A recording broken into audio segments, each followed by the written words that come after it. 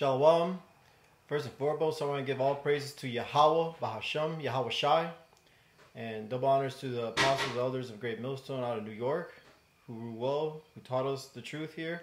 Today we're going to go into that word cosmos, just basic milk stuff, because, man, you 2/3, I just can't believe, I believe it because the Most High put a sleeping pill on you, you know, this deep sleep on y'all, so y'all can't get it. But this is really for the elect and the 1/3, so we could go home. I want to go home, all right? So here's Psalms 147, verse 19 and 20. He showeth his word unto Jacob, his statutes and his judgments unto Israel. So real quick, Jacob and Israel, you know, that's the 12 tribes, you know, the southern and northern kingdom of Israel. Verse 20, he hath not dealt so with any nation, right? So he's only dealing with Israel, all right? There's 18 families on earth. He's only dealing with us. The other 17 families, he doesn't even care about, all right? He hath not, there's verse 20, in Psalms 147, verse 20. He hath not dealt so with any nation. And as for his judgments, they have not known them. Praise ye Yahweh. All right? So let me get to what people are choking on. The milk scripture that's confounded the whole world here. Literally. John 3:16, St. John 3:16. For God so loved the world. Now that word world, when you look it up, that's in the Greek, because the New Testament was written in the Greek. Am I correct? I am. The word world there means cosmos. For God so loved the world that he gave his only begotten Son, that whosoever believeth in him should not perish but have everlasting life. All right, we're going to go into the etymology of that word world, because people are, you know, being confounded on script, just basic milk scriptures. So let's do that. Let me just pull it up. So this is the blue letter Bible. The Strong's Concordance is in it, you know. So it goes into the Greek, it goes into the Hebrew, depending on if you're in the Old or New Testament, right? So here we go. Let me see if you can see that. Well, I'm just going to hit it up like this. So this is cosmos. Let me see. The root word there is G2889. All right, cosmos in the Greek. All right, I know they have the word world there, but the scriptures, the 1611 King James Version, is a puzzle. It's line upon line, precept upon precept, here a little, there a little, right? So you got to go to the, you know, to other books, you know, the Old Testament, New Testament, and you'll find your answers. That you need 4 precepts to verify it, right? So this word world, the first definition is an apt and harmonious arrangement or constitution, order, or government, right? Let's go down to verse 8, or not verse 8, but point 8. Any aggregate or general collection of particulars of any sort, right? So that word aggregate is a collection of particulars of a whole mass or sum. So we're talking about pretty much the elect, right, of Israel in that verse. Because everyone's tripping up on the world means everybody, but that's so far from the truth. The truth is, the Most High, Yahweh, and his Son, Yahweh Shai, he only cares about his elect, you know? Because 2/3 of our own people, they're not going to make it. They want to be stubborn, they want to trust in Esau. Well, that's a whole different lesson there. Don't, you know, get tripped on that. Here, let's go over here. St. Luke chapter 2, verse 1. And it came to pass in those days that there went out a decree from Caesar Augustus that all the world, there's that world again, should be taxed. All right, let's jump into the etymology of that real quick. This is just basic stuff. Here we go. So, and it came to pass in those days that there went out a decree from Caesar Augustus that all the world, oh, look at this, oikomen, which is the Greek word for the world there. This one is different. It says world, but in the Greek, it's oikomen, right? And that one means everybody else. The definition here is this is G3625. Remember, cosmos, another word for world, right, is G2889. But here in this Luke 2 and 1, it's G3625. Oikomeni, right? Definition here is the inhabited earth, right? So pretty much everybody else. So this Caesar Augustus, he's trying to tax everybody. That's why you have taxes today, you know, because everything's in the scriptures. There's nothing new under the sun. Now, for all you, people that have a zeal, Israelites that have a zeal, but not according to knowledge, this is for you. I'm doing this for you. Really for the 1/3 and the elect, because that's who we need to get the hell up out of here. It really is the elect. Everybody else is going to flock in after that. You'll see. So this is John 17:9. I pray for them. I pray not for the world. So what? That's mixing me up there. No, it's not. You got to go deeper. I pray for them. I pray not for the world, but for them which thou hast given me, for they are thine. So let's jump to that John 17:9, right? And then I'm going to show you something here because this is at a deeper level, all right? That word world there, again, is cosmos. So basically, you have 18 families on earth, and Israel is the cream of the crop. We rise above all other nations. We're the chosen people.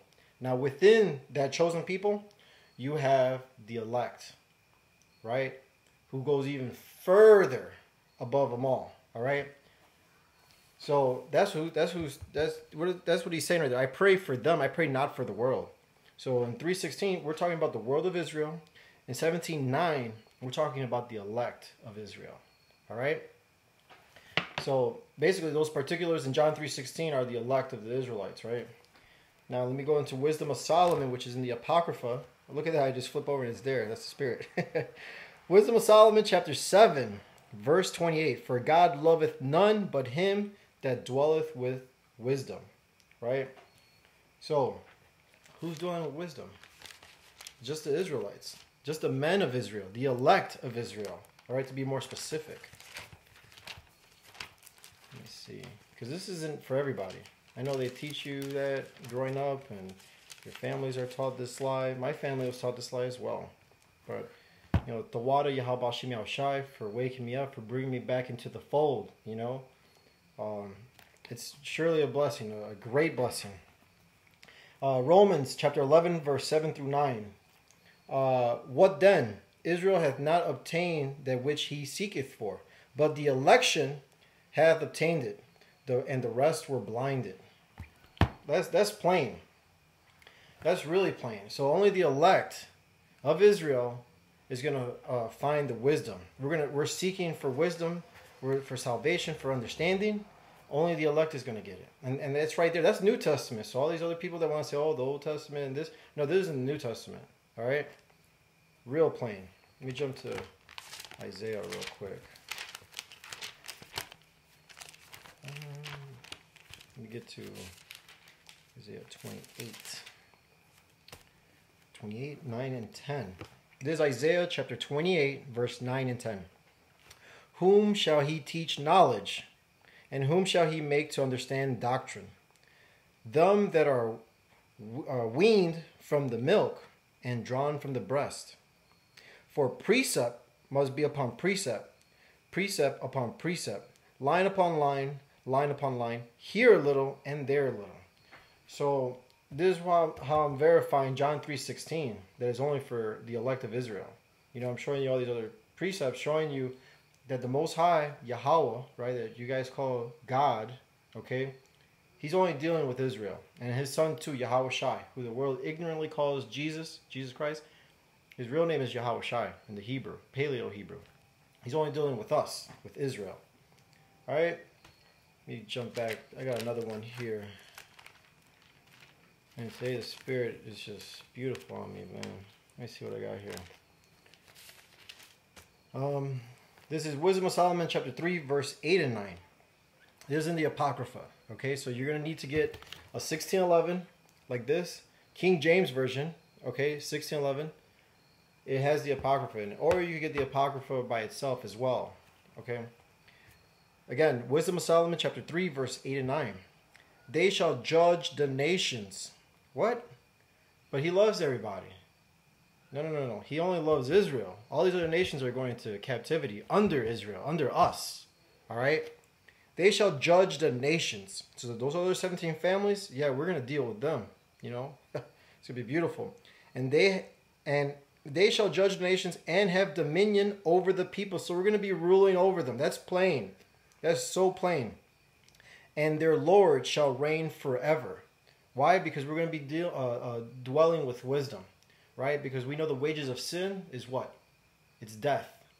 But when you're not going off, because we're going to get those perfect bodies, we're going to have the law, statutes, and commandments in our inward parts, and we're never going to go off again. So guess what? What's the wages for that? Everlasting life, to be immortal. All right?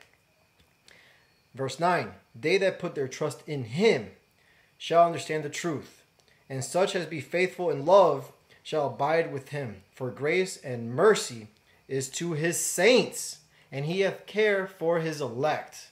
So wait, he hath care for who? For his elect. Not everybody else. Not all of Israel, because today, guess what? Not all Israel is Israel. But he has care for his elect. So that's why he's only dealing with us. And specifically is GMS, Great Millstone. All right? Because Great Millstone has the truth coming down from Apostle Tahar and the other elders and apostles, all the way down to our elders and all the other camps of GMS around the earth, because we're growing and we're almost out of here. So pray for shorter days, Akim, please. Baba Kasha. All right. So yeah, we went over that John 3:16, that it's just the world of Israel, right? On a deeper level, yeah, the elect of Israel. That John 3:16. Because when you go to John 17:9, that's what that is. And you get one more scripture. So here we go. Romans chapter 1, verse 16. For I am not ashamed of the gospel of Hamashiach, for it is the power of the Most High unto salvation, to everyone that believeth, to the Jew first, right? Because Judah is going to wake up first. You know, he's going to wake up the other tribes, because there's 12 tribes, all right? To the Jew first, and also to the Greek. Now, the Hellenists, you know, they're Greek-speaking Jews, that they didn't know they were Israelites. Okay? So that's what that's talking about. Let me see what I got right here. So bear with me for a second.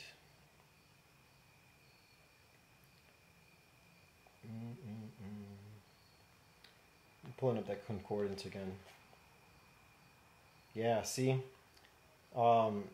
This is the word for the Greek here.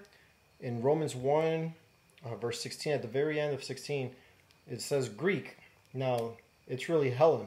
It's G1672. So remember, go into your Strong's Concordance and look up these words. It's called etymology.